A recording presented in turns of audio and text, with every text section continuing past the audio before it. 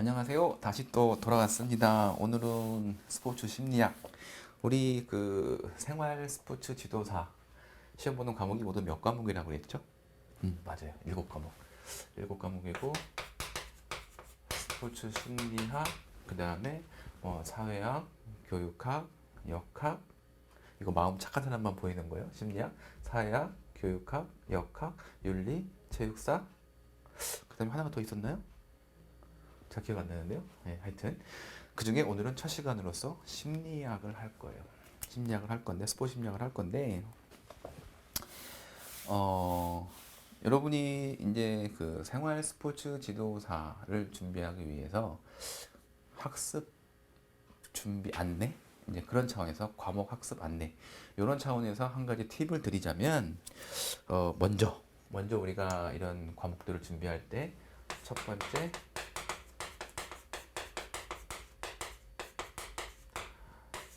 출제 경향이 있다는 거예요. 어떤 방식으로 낸다. 이 출제 경향이 뭐 늘 바뀐다? 이렇게 하시기에는 좀 어려움이 있고요. 그렇게 생각하기보다 스포츠 심리학이라고 하는 어떤 과목 속에는 여러 목차라 그럴까요? 내용 체계가 있잖아요. 그 중에서 뭔가가 비교적 아까 뭐였어요? 우리가 스포츠라고 하는 것을 불특정 다수 일반인들을 대상으로 해서 가르치는 자격을 주는 거잖아요.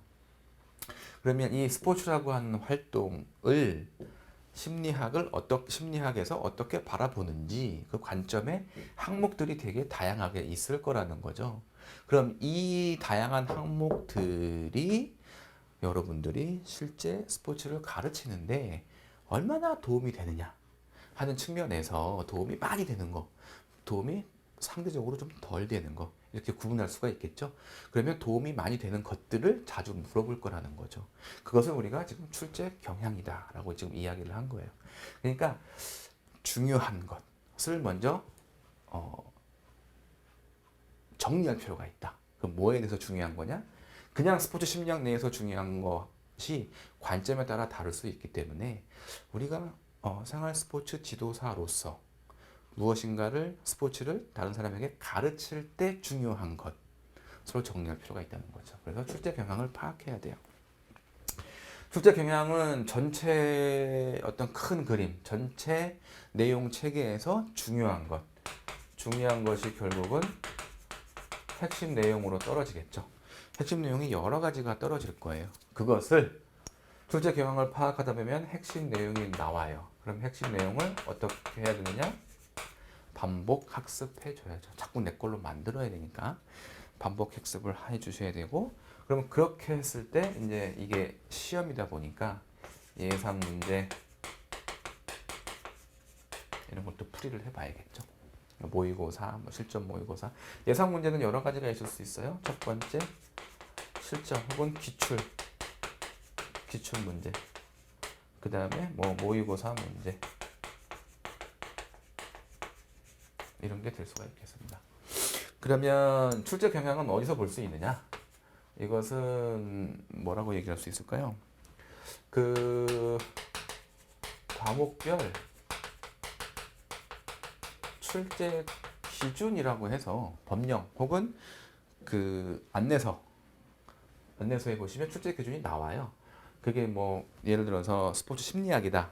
지금 심리학 다룰 건데 같이 연결해서 얘기를 하면 스포츠 심리학이라고 한다면 맨 처음 1번이 뭐냐면 스포츠 심리학의 객관. 두 번째가 인간 운동 행동에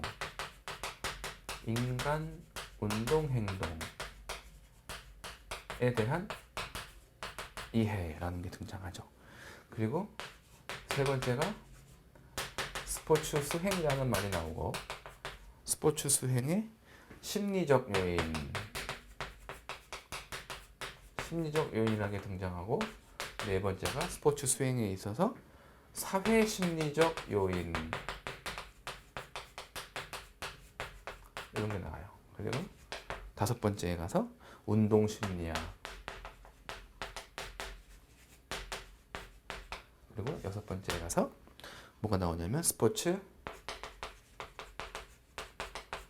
심리 상담 이렇게 나오는 거예요. 그러니까 크게 지금 몇 가지가 있다? 하나, 둘, 셋, 넷, 다섯, 네, 6가지가 있는 거예요. 그럼 우리 간단히 생각해 볼게요. 이게 20문제가 나온다. 예를 들어서 20문제다. 그럼 이거 어떻게 배분해야 될까요?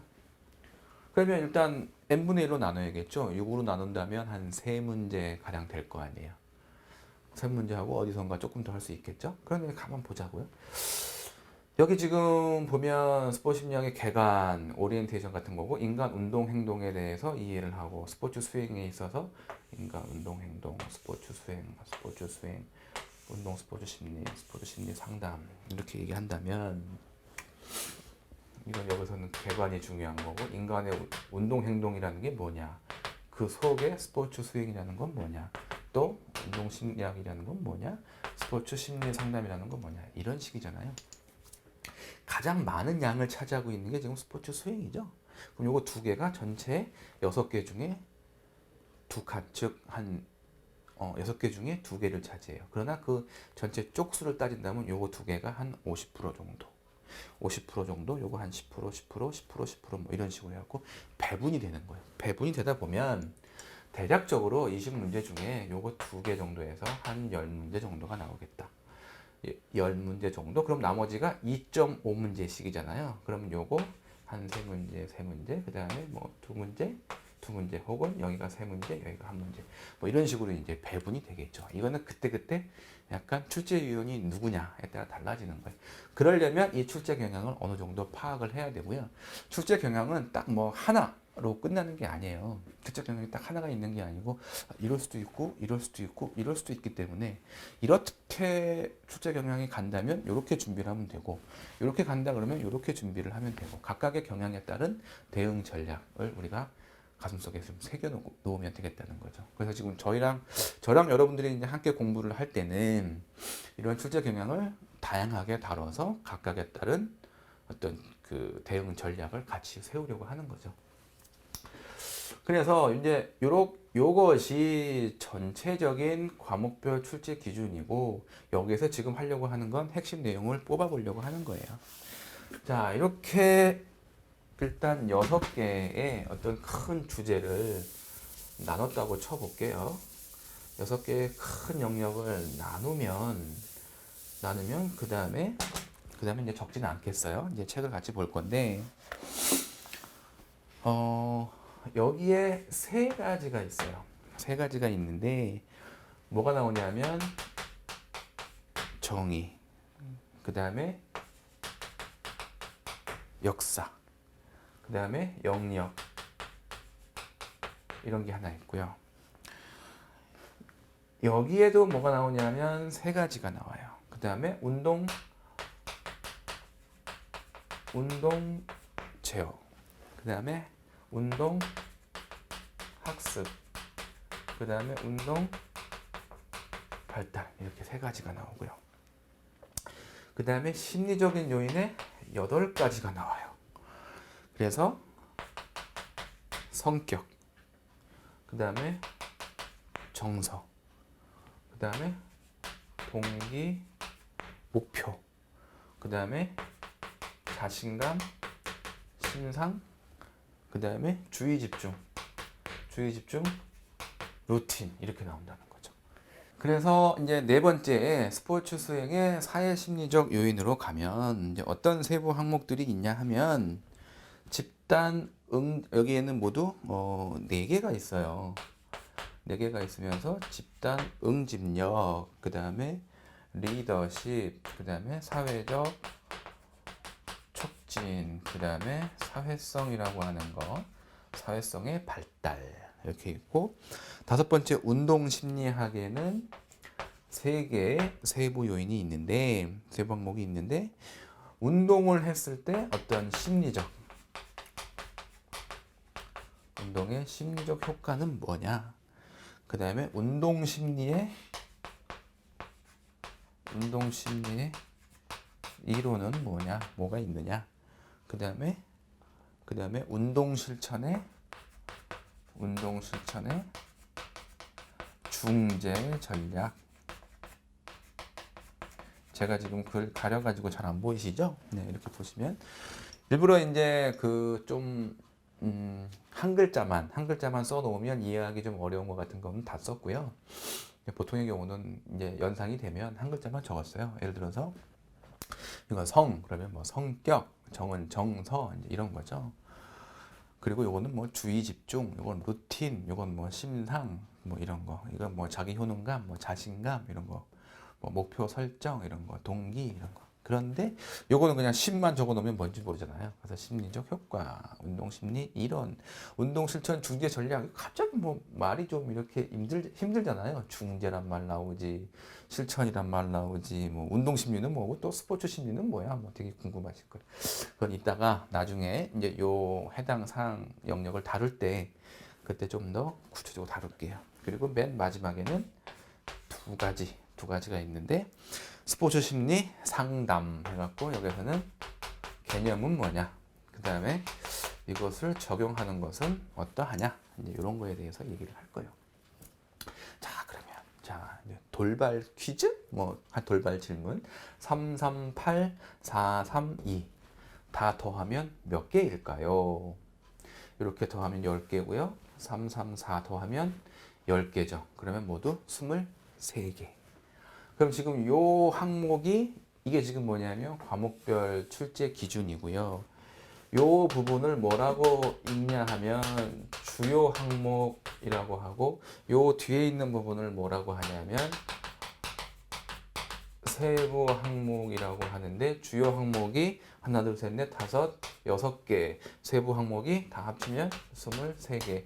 제가 산수를 잘 못해요. 그래서 산수를 못해서 뭐 틀릴 수도 있어요. 23개가 아닐 수도 있어. 중요하지 않아요. 중요한 거는 뭐냐면 이 전체가 예를 들어 20문항이 나온다 라고 한다면 국가에서 보는 시험은 제일 중요한 게 과목의 어떤 그 출제 기준에 뭐라 그럴까요? 배분이 되게 중요해요. 그러다 보니까 여기에서 다 나온다. 하나씩 나온다 생각하면 되는 거예요. 지금 얘기한 것들 다 이렇게 해가지고 하나씩 나온다. 그런데 20문항이다 그러면 3개만 빠지면 되겠죠. 이 중에 상대적으로 덜 중요해 보이는 거. 뭐에 덜 중요하냐? 여러분은 생활 스포츠 지도사죠. 생활 스포츠 지도사는 뭐 하는 사람이에요? 일반 국민을 대상으로, 보통 사람을 대상으로, 여기서 보통 사람이라고 하는 거는 유아, 노인, 그리고 장애인이 아니라는 거예요. 그런 사람들이 아닌 사람을 대상으로 체육활동, 아까 54개, 지난번에 그 54개 종목 얘기했죠. 그런 종목들을 여러분이 가르칠 때 이 중에 뭐가 가장 도움이 안 되겠느냐 이렇게 생각하는 거죠. 그랬을 때 아마 이 부분 성격, 정서, 뭐 동기, 목표 이런 거 다 중요하지 않겠어요? 그러니까 이런 거에 대한 거는 빠지지 않고 계속 나오게 될 거라는 거야. 반면에 운동 제어, 운동 학습, 운동 발달 얘네들 혹은 그 스포츠 심리학을 하는 것이 뭐 역사나 영역 이런 부분, 여기 영역이라고 하는 부분은 또 이런 거하고 어찌 보면 겹치기도 해요. 여기 나오는 사회성 발달이라고 하는 것은 다른 과목, 스포츠 교육학이라고 하는 과목이 있어요. 그 과목과 겹치기도 해요. 그 다음에 여기 나오는 아까 있죠? 사회적 촉진, 응집, 리더십 이런 부분은 스포츠 사회학에서 겹치기도 해요. 그러면 자, 지금 제가 얘기한 거 겹친 거는 굳이 여기서 안 다뤄도 되겠죠. 이런 부분이 생기는 거예요. 그냥 사회학에서 만약에 이번 2018년 시험에 사회적 촉진에 대해서 사회학에서 나왔어. 그럼 굳이 심리학에서 나올 필요 없잖아요. 그럼 이거 빠진다는 거죠. 이렇게 빠지면서 이것이 20문항 이렇게 맞춰진다는 거예요. 그런 거에 대한 그 어떤 팁을 여러분에게 지금 말씀드렸어요. 그래서 출제 경향 전체 큰 그림 중에서 어떤 방향을 갈아보고 있느냐. 두 번째 핵심 내용. 이 중에서 가장 중요한 부분 이 부분 되겠죠. 이미 나와 있어요. 정의, 그 다음에 여기 이 두 부분, 요 부분, 그 다음에 이제 요 부분과 요 부분은 늘 끼어 있고요. 요 부분은 여기가 사회 심리다 보니까 중요하지 않다는 게 아니라 사회학하고 겹치는 구조를 갖고 있어요. 그렇기 때문에 여기서 뭔가가 나온다고 하면 심리학과 사회학을 같이 커버하는 거고 더블로 일석이조죠. 그러나 또 서로 심리 입장에서는 사회학에서 다룰 건데 또 사회학 입장에서는 심리에서 다룰 건데 라고 하면서 빠질 수가 있다는 거죠. 그런 구조적인 약점을 갖고 있지만 준비는 다 해줘야겠죠. 그래서 이렇게 해서 전체적으로 몇 점 이상 맞으면 되는 거예요. 20문항 중에서 최소 몇 점? 맞아요. 40점. 근데 40점 맞으면 붙어요, 안 붙어요? 네, 맞아요. 최소 40점 맞으면 되는데 이 5개 과목에 대해서 평균으로 60점 이상은 맞아야 된다는 거예요. 그러니까 어느 평균 60점을 잡아놓고 평균 A, B, C, D, E 5과목이라고 쳐요. 요 과목을 예를 들어 40점을 맞았다. 그러면 다른 게 다 60, 60이라면 요 과목에서는 몇 점을 맞아야 돼요? 네, 80점을 맞아야 되는 거죠. 이런 개념이에요. 그래서 평균적으로 60점 이상을 받아야 되고 최소 40점 이상. 이거 이상 이럴 수 있잖아요. 이거를 30점을 맞고 이 과목을 90점을 맞았어. 그러면 이거 붙어요, 안 붙어요? 평균 60이 나오지만 이게 이 40의 의미는 최저 40의 의미이기 때문에 이런 경우를 우리가 꽈락이라고 하죠. 꽈락이 없어야 돼요. 자, 그래서 지금 우리 뭘 했냐면 스포츠 심리학의 출제 경향, 핵심 내용, 그리고 예상 문제는 이제 후반부에 다룰 거고요. 지금 이제 요 핵심 내용을 여러분에게 이제 설명하려고 하는 거죠. 그래서 이 내용에 대한 설명이 끝나게 되면 그 다음에 우리는 이런 예상 문제, 실전 문제, 그 다음에 모의고사 문제 이런 걸 풀어볼 거예요. 방법은 여러 가지가 있어요. 그때 봐서 이걸 다 다룬 다음에 문제를 따로 다룰 수도 있고요. 아니면 요거 한 항목이라고 그럴까요? 항목이니까 요 한 항목 다룬 다음에 여기에 기출문제, 모의고사 문제 다룰 수 있고요. 뭐 그거는 제가 그때 상황에 봐서 여러분의 어떤 관심도, 주의 집중도 그런 거 같이 연결해서 그렇게 다룰게요. 네, 지금 칠판을 좀 한번 지우고 왔어요. 그래서 이제 본 내용으로 들어갈게요. 스포츠 심리학이다 라는 거. 앞에 스포츠가 붙어 있죠? 스포츠가 붙어 있는 것은 심리학 중에 스포츠 이런 뜻이에요. 그럼 이제 첫 번째 얘기가 뭐였냐면 스포츠 심리학의 정의가 뭐냐? 정의. 거의 모든 스포츠 지도사의 7개의 과목은 맨 처음에 다 거의 동일하게 시작해요. 정의가 어떻게 시작하냐면 광의, 그 다음에 협의 이런 거. 광의는 말 그대로 포괄적인 이런 뜻이고, 이것은 뭐 세부적인 혹은 뭐 구체적인 이런 뜻이고, 얘는 추상적인 뭐 구체적인 이런 뜻이죠. 그래서 교재에 나와 있는 대로 보면요, 스포츠 심리학의 의미를 뭐라고 해놨냐 하면 이렇게 나왔어요. 한번 읽어볼게요. 운동학습, 운동발달, 운동제어와 스포츠 심리 영역을 모두 포괄한다. 광의의 스포츠 심리학이요. 1980년대 이후 체육의 전문화와 세분화 추세에 따라 광의의 스포츠 관점은 점점 약해지고 있다. 전문화와 세분화라고 얘기했죠. 이것 때문에, 협의 때문에 광의의 어떤 의미가 약해지고 있다. 운동발달, 운동제어, 운동학습이 광의의 스포츠 심리학의 학문의 하위 영역이다라고 이야기하고 있어요. 그리고 협의의 스포츠 심리학은 뭐라고 이야기하고 있냐면 운동 수행과 사회적 요인과의 관계를 연구하는 분야다. 스포츠나 운동 수행이 개인과 팀의 심리적 기능에 어떠한 영향을 주는지에 관심이 있다. 심리적 요인이 운동 수행에 어떤 영향을 미치는가를 규명하고 있다. 스포츠 상황에서 인간 행동을 분석, 이해, 통제, 예측하기 위해 심리학의 다양한 방법 및 원인을 제공하고 있다. 지금 이렇게 얘기를 했어요. 이 부분들을 조금 더 정리를 하면요. 교재 17쪽이에요. 17쪽에 협의의 스포츠 심리학이 있는데 하나, 둘, 셋, 네 개가 있거든요. 그럼 맨 끝은 다 무슨 분야, 뭔가 규명, 무슨 분야, 원인을 제공 이렇게 나오고 있어요.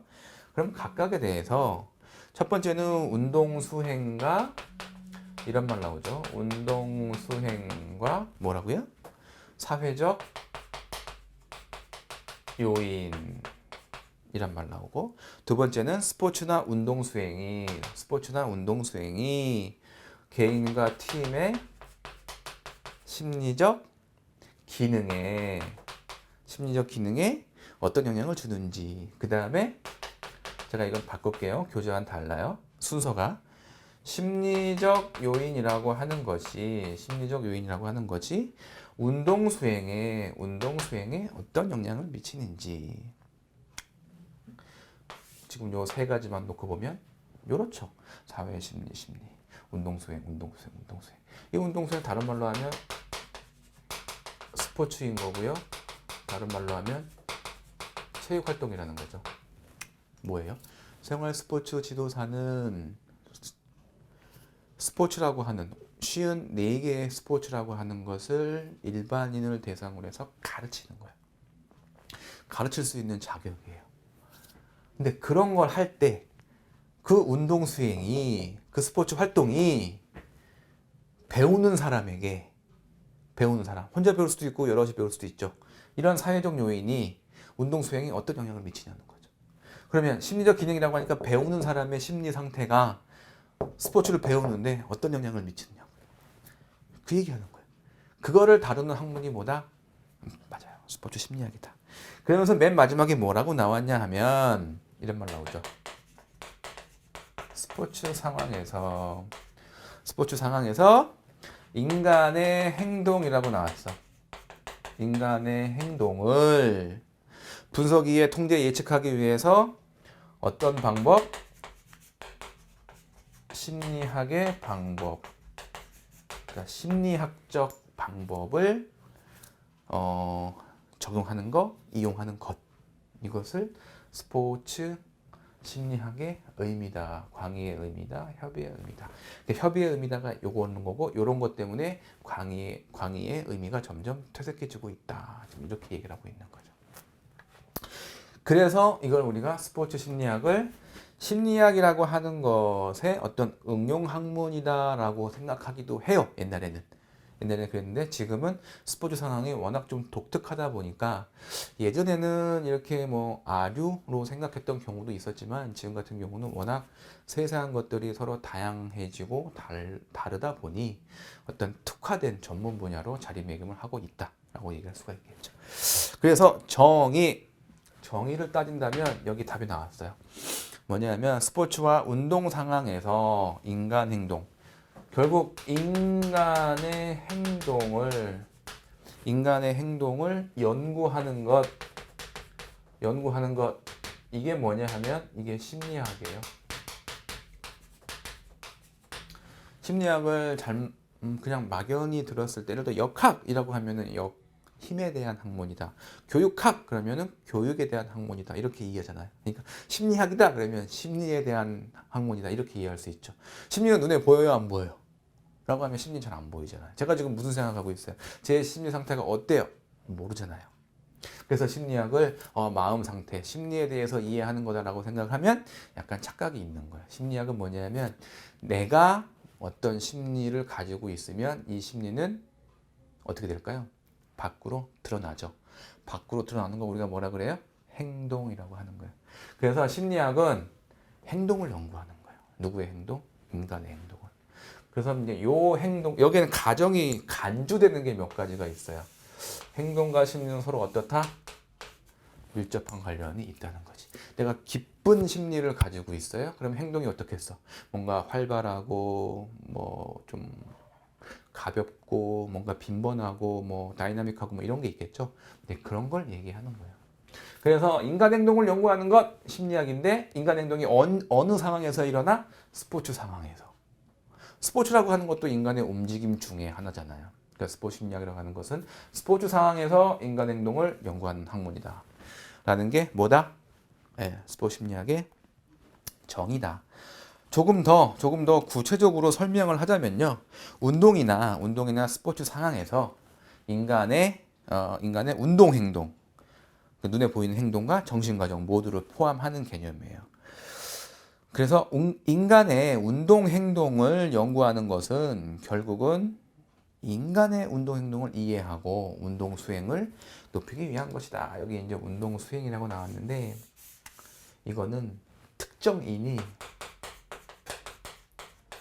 특정인이 스포츠를 하는 것, 특정 사람이 스포츠를 하는 것, 이것을 우리가 운동 수행이라고 한다는 거예요. 이 특정인은 혼자일 수도 있고, 뭐 여럿일 수도 있어요. 나일 수도 있고, 뭐 남성일 수도 있고, 여성일 수도 있고, 유아일 수도 있고, 노인일 수도 있고, 학생일 수도 있고, 하여튼 누구든 어떤 사람이 스포츠를 하는 걸 운동 수행을 한다. 운동을 수행한다. 운동 수행이라고 한다는 거죠. 자, 그래서 이제 18쪽으로 넘어가도록 하겠습니다. 첫 번째가 뭐였냐면 정의와 의미였어요. 두 번째는 뭐냐면, 그럼 여기서 물어볼 만한 건 뭐 물어볼까요? 정의 물어볼 수 있겠죠. 그 다음에 광의의 의미, 협의의 의미 물어볼 수 있겠죠. 네, 그래서 광의의 의미 살짝 다룬다면 광의의 의미는 뭐가 있었냐면, 정리를 한번 할게요. 운동 학습, 운동 발달, 그 다음에 제어, 그 다음에 마지막으로 스포츠 심리, 이런 것을 포괄적으로 의미하는 거다. 그리고 여기서는 이건 크게 얘기하고 있는 거고, 요거는 작게 얘기하는 거죠. 운동 수행이 나한테, 운동 수행이 우리 팀에, 그 스포츠 상황에서 인간 행동을 어떻게 설명하거나 연구할 건지, 심리학의 연구 방법론을 갖다 해석하는 거, 분석하는 거, 이런 것들을 협의의 스포츠 심리학의 의미다라고 한다는 거예요. 스포츠 심리학의 정의는 스포츠 상황에서 인간 행동을 연구한다. 끝. 그럼 여기서 지금 최소한 3문제 정도가 등장할 수가 있는 거죠. 혹은 3개의 항목이 등장할 수 있는 거예요. 이것 말고 더 나올 거 없잖아요. 간혹 이럴 수 있어요. 운동 학습이라고 하는 단어를 예를 들어 운동 교육이다. 학습과 비슷한 말. 뭐 운동 학습인데 운동 기억이라거나 약간 뜻은 비슷하잖아요. 그냥 그런 단어로 바꿔서 문제를 낼 수도 있겠죠. 예를 들어 운동 제어다. 운동 제어인데 이걸 운동 통제다. 뭐 이런 식의, 영어로 보면은 다 제어라는 것이 컨트롤이에요. 컨트롤인데 컨트롤을 뭐 제어로 표현할 건지 통제로 표현할 건지 치사하죠. 이렇게 치사하게 단어만 바꿔서 문제를 낼 수도 있어요. 이렇게 지금 이 첫 번째 파트, 운동 심리학의 첫 번째 파트 정의와 의미에서 한 3문제 정도를 지금 다뤄봤어요. 두 번째 파트 역사예요. 스포츠 심리학의 역사고 교재 18쪽에 나와 있고, 요거는 이제 같이 볼게요. 스포츠 심리학의 발전 과정이 어떻게 됐냐 하면, 첫 번째가 광의, 요 광의의 스포츠 심리학에서, 그 다음에 협의의 스포츠 심리학으로 올라왔다. 그리고 지금은 뭐 스포츠 심리학, 스포츠 심리학 혹은 뭐 운동 심리학 이런 식으로 바뀌어가고 있다라고 지금 얘기를 하고 있어요. 그다음에 두 번째 스포츠 심리학의 발전 과정 해갖고 뭐 트리플릿, 그다음에 뭐 DM, 푸니, 뭐 그리피스, 맥클로이 뭐 이렇게 나왔는데요. 이런 부분들 심리학의 발전 과정을 크게 둘로 나누어서 1960년대 정도로 구분을 해서 그 이전과 이후 정도로 구분했죠. 그래서 각각의 사람이 어떤 뭐 특징이 있다, 업적이 있다. 이런 부분들은 뭐라 그럴까요? 사실 우리가 이런 걸 아는 데 있어서, 이 내용, 이 지식을 아는 데 있어서, 아는 것과, 즉 뭐라 그럴까요? 두 번째, 칼 디엠이라는 사람은, 세 번째로 갈게요. A.C. 푸닌. 소련 스포츠 심리학의 아버지래요. 소련 레닌그라드에서 체육문화연구소를 설립한 사람이라는 거죠. 푸니라고 하는 사람이. 1925년 생인 것 같아요. 그러면 뭐 25년 생인지 25년이었는지 25년에 뭔가를 했는지 모르겠는데 우리는 모르잖아요. 그럼 이 푼이라는 사람을 우리가 알았을 때, 스포츠 지도사, 생활 스포츠 지도사는 뭐 하는 사람이에요? 일반 사람을 대상으로 스포츠 활동을 가르치는 사람이죠. 그러면 푼이라는 사람을 내가 알면 스포츠 지도 활동을, 생활 스포츠 지도 활동을 내가 잘하고, 푼이라는 사람을 내가 모르면 스포츠 지도 활동을 잘 못하고, 그런가요? 그렇지 않잖아요. 그렇지 않기 때문에 어찌 보면 이런 내용들은 그 생활 스포츠 지도사의 어떤 업무를 수행하는 데 있어서 되게 중요한 어떤 지식, 정보는 아니에요. 그건 이제 한계예요. 그렇지만 사람 이름, 업적, 그 다음에 특징 이런 부분들은 시험 문제로 내기가 참 좋은 부분이죠. 그러니까 이런 부분들은 이런 지금 스포 심리학의 발전 과정과 관련된 부분들은 되게 중요하다. 생활 스포츠 지도사의 업무를 수행하는 데 있어서 대단히 중요하다라고 생각되지는 않지만 시험으로 출제하는 사람이 시험 문제 내기에는 참 좋다. 그러므로 이 부분에 대해서는 거꾸로 말하면 이 부분은 점수를 얻기도 쉽다는 거죠. 그러니까 간단히 말하면 이 부분은 외우면 된다는 얘기를 하고 있는 거예요. 그래서 어디에 아버지 이 정도는 여러분이 최소한 알고 있어야 되고 각각의 특징에 대해서는 그냥 외우면 되는 거니까 이렇게 아셨으면 좋겠습니다. 1960년대 이후에는 미 국제 스포츠 심리학 총회가 이탈리아의 안토넬리가 주도해서 총회가 개최되었다. 1970년대 스포츠 심리학이 활성화되었다. 1980년대부터 스포츠 심리학이 도약했다. 이건 이제 외국 얘기고요. 우리나라 스포츠 심리학의 어떤 발달 과정이라고 그럴까요? 이걸 보시면 1953년에 한국체육학회가 창설이 되고 그 다음에 45년에 체육 스포츠 강의가 체육 심리학 강의가 경북대학에 처음으로 개설이 됐고 이런 흐름이 있죠. 체육학회지가 55년에 창간호를 발간하고 그 다음에 1960년대에 한국 스포츠 심리학이 학문화되고요. 그 다음에 1988년 이후로 분과라고 하는 개념이 도입돼요. 여기 분과라는 말 하나 얘기를 할게요. 분과는 뭐냐면 그 전에는 지금은 우리가 여기 지금 과목이 7개 과목이잖아요. 이게 보통 이제 일반 굳이 체육과를 나오지 않아도 18세 이상이면 누구나 시험 볼 수 있는 거다 보니까 체육 관련 학과가 있어요. 체육 관련 학과. 여기 전공이 되게 많아요. 교육학, 심리학, 사회학, 역학, 측정평가, 교육과정. 그다음 또 뭐 있나요? 생리학, 보건학, 되게 많아. 언제부터 이렇게 많아졌을까요? 라고 했을 때 1988년 얘기하고 있는 거예요. 1988년 그냥 90년대 정도라고 할게요. 약 1990년대 이 정도에 가서 분과되었다는 거죠. 그럼 그 전에는 뭐였어요? 그냥 체육학이라고 하는 거 속에 그냥 다 엮여 있었다는 거죠.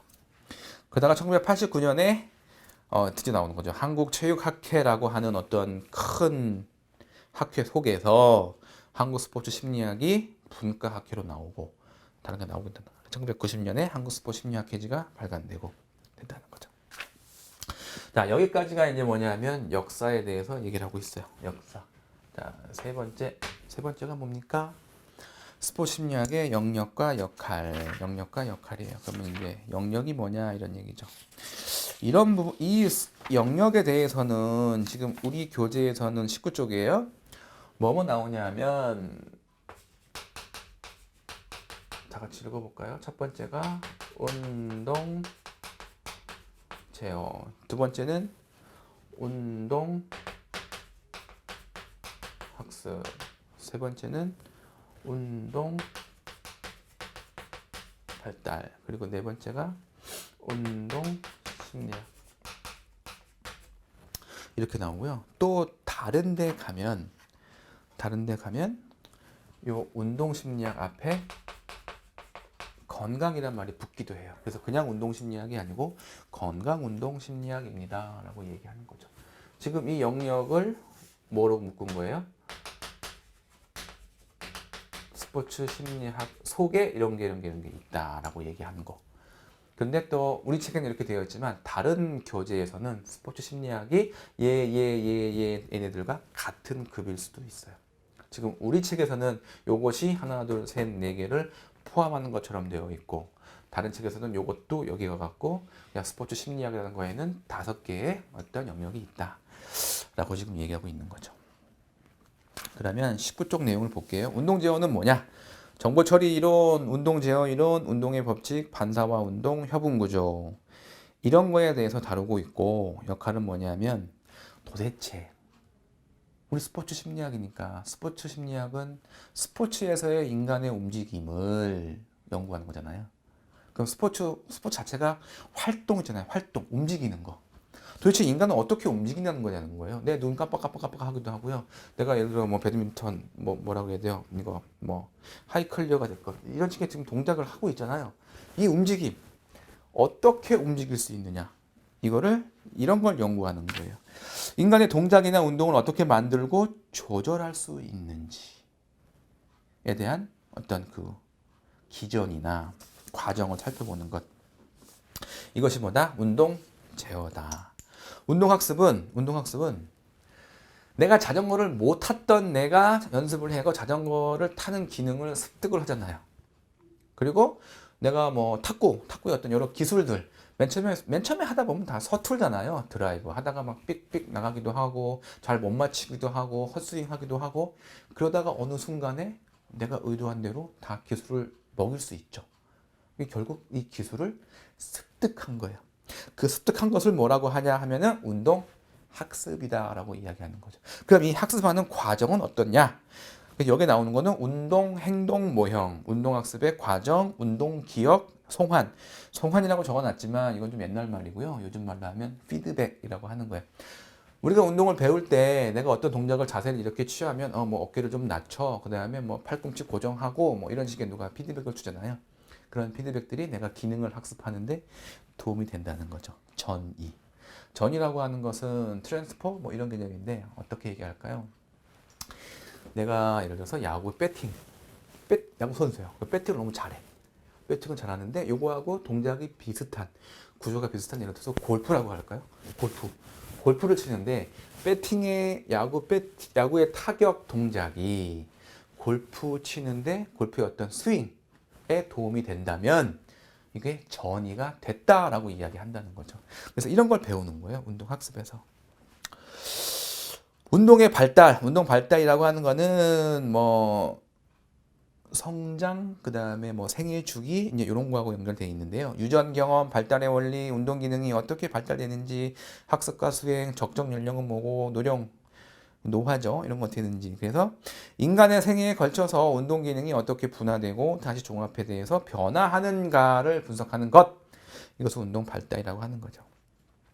그래서 운동 기능을 어떤 뭐 배울 수 있는 최적의 학습기, 수행기, 쇠퇴기 등을 연구하는 게 되겠어요. 마지막으로 이제 운동 심리학 혹은 건강 운동 심리학이라고 하는데 앞에 붙어 있는 건강이 핵심이에요. 보통 생활 스포츠에서 일반인들이 불특정 다수가 운동을 하는 이유가 뭘까요? 맞아요. 건강이라는 거죠. 운동을 참가하는 동기로서의 건강, 그 다음에 운동을 계속 참가하는 이유, 운동을 했을 때 심리적으로 혹은 정신적으로 육체적으로 갖는 효과들, 이런 거에 대해 다루고 있는 것, 그것이 바로 건강운동 심리학이다. 운동 참여를 위해 개인이 지속적으로 노력하는데 성공할 수도 있고 실패할 수도 있고 각각의 원인과 이유 그리고 앞으로의 대안 등에 대해서 살펴보는 것 얘기하고 있는 거죠. 그래서 오늘 우리는 스포츠 심리학의 첫 번째 정의와 의미, 그 다음에 역사, 그리고 영역 이렇게 돼서 이렇게 다뤄봤고 여기서 최소한 다룰 수 있는 주제라고 그럴까요? 문항의 주제는 한 9가지 정도가 나올 수가 있겠죠. 뭐 3개 이거 다 물어본다면 한 4-5개 그래서 9가지 이상 10개 정도의 문항을 여기서 우리가 뽑아낼 수가 있는 거예요. 그러니까 결국은 같은 걸 물어보는데 나중에 여러분이 이제 공부를 좀 하시면 알겠지만 같은 걸 물어봐요. 그런데 어떻게 물어보느냐 하는 방식이 다른 거예요. 예를 들어서 결론적으로 얘기하면 내가 알고 싶은 건 이 사람이 어떤 나이야. 나이를 알고 싶으니까 그럼 바로 물을 때 몇 살이세요? 라고 물을 수도 있죠. 또 다르게 몇 년생이세요? 물을 수도 있죠. 또 다르게 몇 학년 몇 반이세요? 라고 물을 수도 있죠. 몇 학년 몇 반, 이건 약간 이중적이죠. 그 다음에 무슨 띠예요? 라고 물을 수도 있죠. 물을 수가 있는 거예요. 나이라는 걸 지금 최소한 4가지로 물어볼 수 있죠. 4가지 이상. 그때 다르겠죠. 또 물어보는 방식들은. 그래서 우리가 공부할 때 어려운 게 아니라는 게 여기 나와 있는 이런 것들은 결국 아까 물어봤을 때 나이라고 하는 주제가 되는 거예요. 그런 주제들을 나이를 물어보는 방식이 최소한 4가지가 있었죠. 그걸 지금까지 우리가 기출문제와 모의고사 이런 거를 통해서 어떻게 물어보고 있는가 그런 패턴, 그 다음에 경향들만 우리가 파악할 수 있으면 40점 이상 맞는 건 되게 쉽다는 거죠. 그리고 다 맞을 필요 없잖아요. 60점 이상만 맞으면 되니까 즐겁게 얘기 들으면서 얘기를 들으면서 약간 기억하고 그리고 시험 보시면 충분히 좋은 결과를 얻을 수 있을 거라고 생각합니다. 자, 제 1장에 대한 이론 설명은 오늘 여기서 마치고요. 또 다음 시간에 2장 혹은 또 그 기출문제로 만나 뵙도록 할게요. 이상입니다. 감사합니다.